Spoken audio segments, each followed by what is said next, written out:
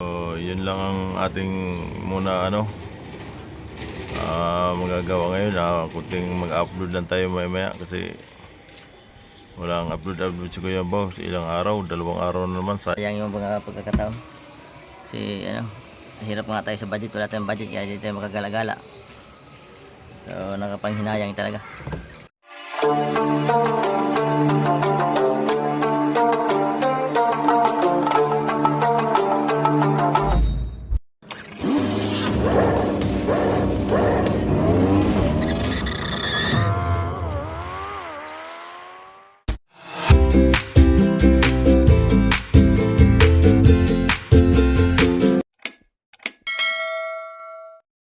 Good morning mga kayambaw. Araw natin yan, it's Huwebes, April 11 na naman. So update lang tayo kasi kapapasok lang natin. Ilang araw din yung walang pasok si Kuya Ambaw. 2 araw, Martes, Miyerkules walang pasok kasi holiday. So sayang yung mga pagkakataon na yun. Hindi tayo nakapamasyal, nakapag-vlog kasi hirap ng buhay ni Kuya Ambaw, walang budget. So ito, update lang tayo sa ating trabaho. Ingat-ingat po ng lahat sa masulok na mundo. Kating BFF sa Pangat Channel. Shout out sa kay Admin Jingski, EEB, ako Admin Mariam 21 Vlog, at sa ating team leader Ricky B Vlog. Yan, good morning sa lahat ng team BFF members. Good morning sa mansulok ng mundo. Ingat-ingat po tayo lahat. Hindi natin isa-isahin. So ito, update na si Kuya Ambaw kasi nagbiyahe tayo ngayon. May pasok na naman, Huwebes ngayon. May pasok na naman si Kuya Ambaw. So dito na kami sa customer. Wala pa yung checker. Sirado pa yung customer warehouse. So mamaya pa yan sila 8:30. So ayan, update lang tayo maya. Later. Yan, ito yung warehouse na namin, sirado pa. Maya pa yan. Yan, sirado pa yan. Mga yan, Shopee. Yun, nila, yung banghouse nila. Diyan nakatira yung mga stay na yung maasahan. Yung mga maasahan, diyan may stayin sila.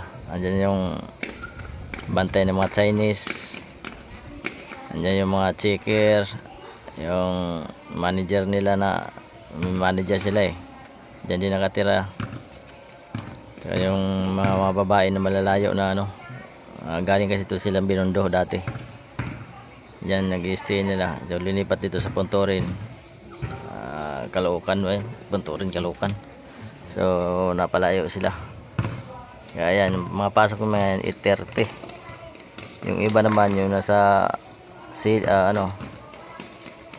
online selling, online sale. Mamaya alas 9 sila papasok. So dyan din nakakatira yung mga yung nagla-live sa online selling, yung mga babae. Dyan din sila kasi to online selling kasi to deliveran namin dito. So yan, update lang tayo maya. So yun lang ang ating muna magagawa ngayon. Kunting mag-upload lang tayo maya kasi walang upload si Kuya Ambaw. Ilang araw, 2 araw na naman. Sayang yung mga pagkakataon kasi hirap nga tayo sa budget. Wala tayong budget kaya hindi tayo makagala-gala. So nakapanghinayang talaga. Ubos din budget ko, pang load ubos, at pang araw-araw na lang wala 3 beses isang linggo mag-load.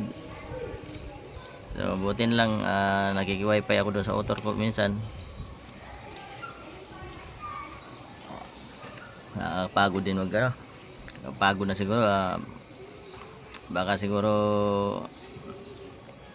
tigil na ni Kuya Ambaw yung bakit di nakayanin ni Kuya Ambaw yung pag-vlog kasi medyo hirap nga tayo sa budget. Yung katulong ko kasi sa buhay yung anak ko, di sakto lang yung ano. Yung isa kasi wala pa trabaho, yung isa may trabaho na. So medyo hirap pa si Kuya Ambaw. Tama lang talaga yung budget. Yung sahod ko sa ano, lalo na ngayon sinamahan pa ng walang pasok. Okay sana kung may pasok, sa isang linggo nakakasahod naman ng mga 5K naman isang linggo natin. So kulang yung 5K na isang linggo. Kulang pa rin sa budget sa pang-araw-araw. Pagka isa lang talaga yung magtatrabaho. So kulang yung 5K. Pero at least ngayon yung 5K ko na iuwi ko naman sa bahay. Yung dati yung sahod ko na 10,000 sa isang linggo, 9,000, 8,000 sa isang linggo. So parang walang naiuwi sa bahay. Ganun ka ano si Kuya Ambaw dati. Yung sobrang ano ni Kuya Ambaw, yung tiwala sa sarili. Magastos si Kuya Ambaw dati. So mabutin lang ngayon, kunti-kunti bago si Kuya Ambaw yun. Na kakauwi na kahit 5,000, nauwi na sa bahay yung pira. Hindi na katulad dati talaga. Na grabing andun lahat. So salamat na lang tayo na may pagbabago. Right?